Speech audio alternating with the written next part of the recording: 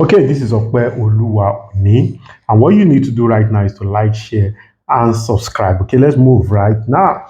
Okay, we stopped at the last video talking about how God wants you to have abundance in your family. Okay, and that is where we are continuing from this, and this one we are titling it. Uh, who pays the bill? Okay, who pays the bill? When there's abundance, actually, who really should pay the bill? So number two, we've talked about avoid impulsive spending. Number two is avoid tradition. Tradition is just the way some people used to do things. Does not mean it's the right way. Okay, that it was a good way at some point in time, is not the right way. I explained the difference. There's a good way and there's a right way. Okay, so you need to avoid tradition. So what does our tradition says? In our tradition, this is how we do it. Okay, whatever things that are good that will help your finances, you can keep them. But whatever is going to destroy your finances, I will suggest that you try as much as possible to run away from them. Okay, so that's very important. So don't displace yourself to satisfy others. Don't displease yourself to satisfy others. Do not at every point in time try to please the status quo at the expense of your family, at the expense of what is right for your financial future. It does not make any sense at all. So you need to avoid that. So don't spend to impress anybody, and don't spend when need, or you only spend rather when need arises, not when want arises. Okay, there are so many things you probably will need to cut off: waste, party, clothing, unnecessary thing that will come your way, because it's going to be a great and huge sacrifice, and is one that one really needs to pay some really close attention to. Okay, number three, we're looking at be disciplined to exploit available credit.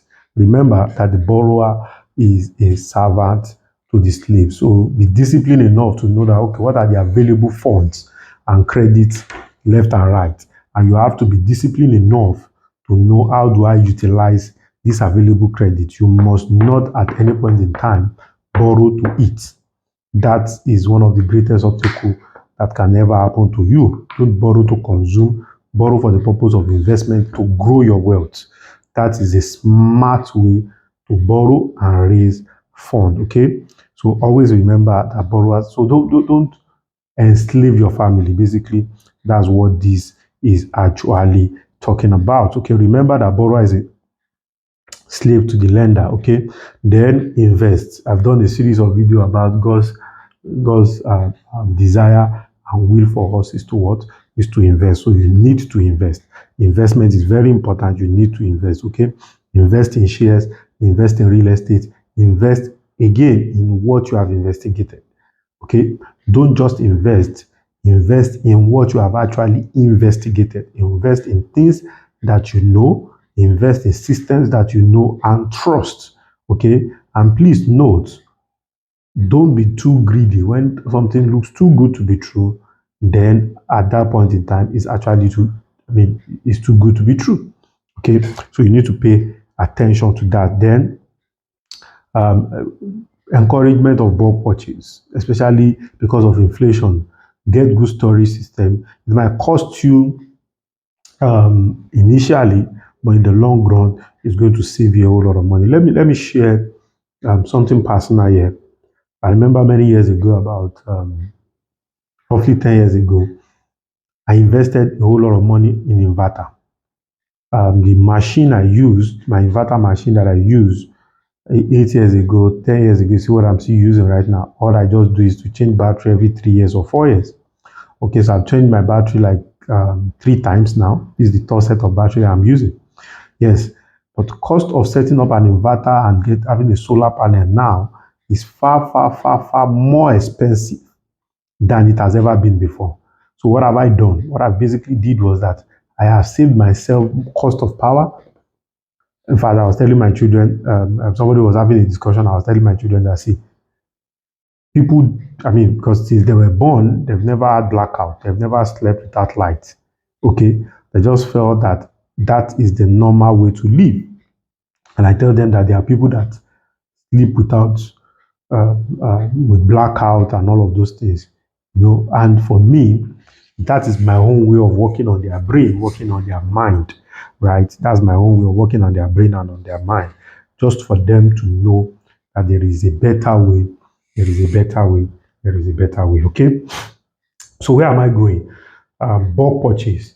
What I did then was more or less like I paid for consistent energy and I paid for my energy in the future. Look at what cost of power is saying right now, right? And cost of saying that you want to, generator. I have a generator now that I've been using for almost 10 years.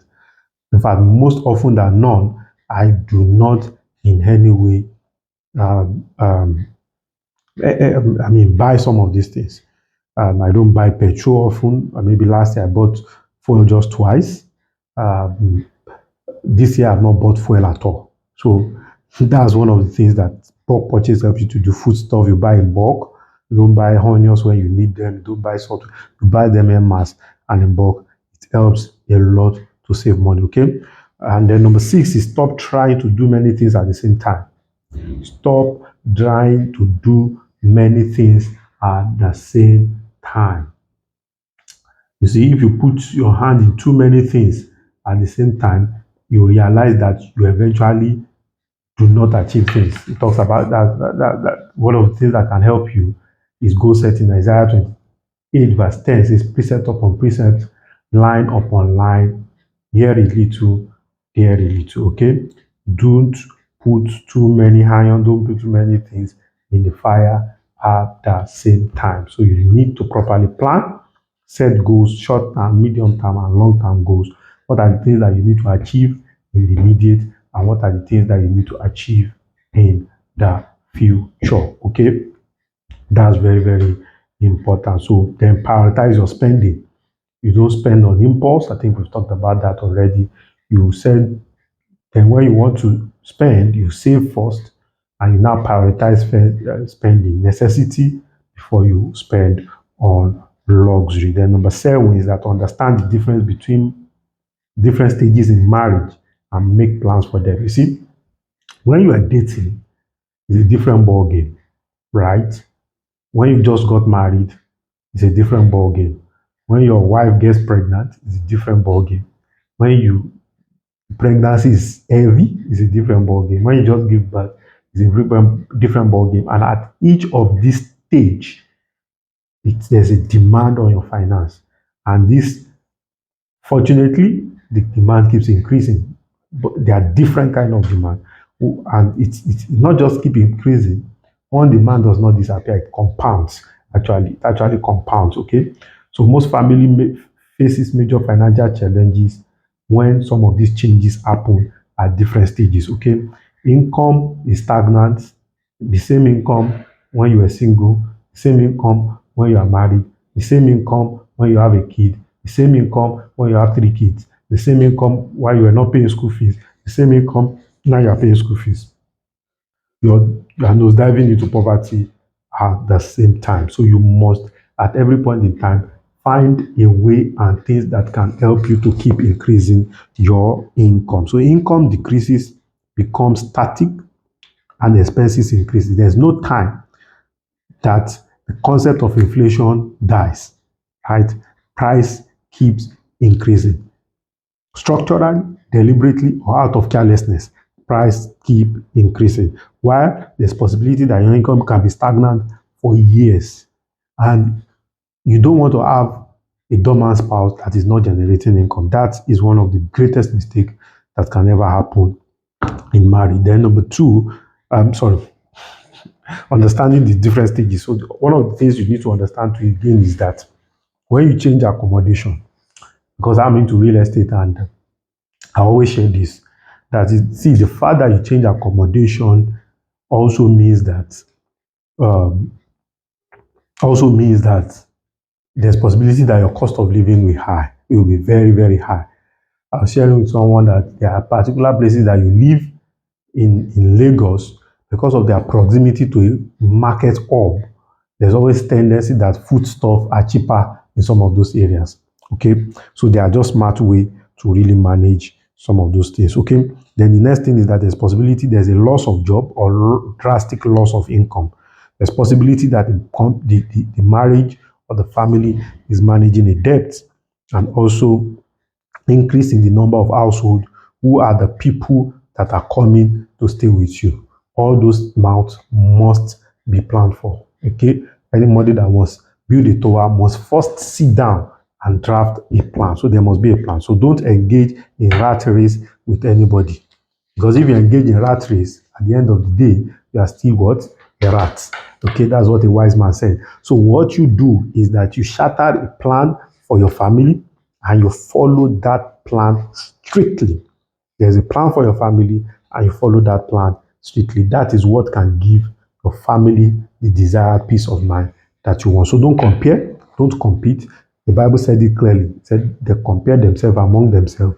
They are not wise. Don't compare, don't compete. Okay? They compare themselves among themselves. They are not wise. Then number 9, encourage every member of your family to be productive. Okay? Encourage every member of your family to be productive. I remember the story of Jesus. He said he saw a fig tree that was not productive. And he said, what? Cut this fig tree down. Cut it down. This thing is not producing result. Stop it. Everybody must be bringing something to the table. If they are not bringing the table, they must be contributing to the table. They must be affecting the table in one way or the other. And that is very important. Then number 10 is that kingdom investment. You must be actively participating in kingdom investment. There must be a circle of you giving out. You must not or in any way, right, not be giving out. You must always find a way to what? To keep giving, to keep giving, to keep giving, and explain and teach this to generation to come to, so that the blessing will not get stuck at your own generation. Okay, that is very, very important. Then finally, the question, which is the big elephant in the room, like somebody will say, who who pays the tithe? And the Bible says something in Genesis chapter 2, verse 24, which is the answer. It said, therefore, a man shall leave his father and mother and what? Cleave to his wife, and they shall become one flesh. So who pays the tithe? They become one flesh. Everybody must understand that every couple must understand there's not like his money, my money, all those concepts does not work. When it comes to finances, the fund and the finances belong toward the family, and it's for the progress and the betterment of the family. Okay, so every couple should know that what is his and ours, everybody owns it. You must avoid any form of self-centeredness. You must not pursue any self-centeredness at all in any way. It must not be welcome, neither must it be in any way encouraged. Okay, that's why I'm going to be drawing the curtain today, and make your family work financially. Okay, go to this video, watch it over and over again, and I strongly believe that your family is going to come up financially flying. My name still remains Okwe Oluwaoni. Do well to like, share, and subscribe. Bye.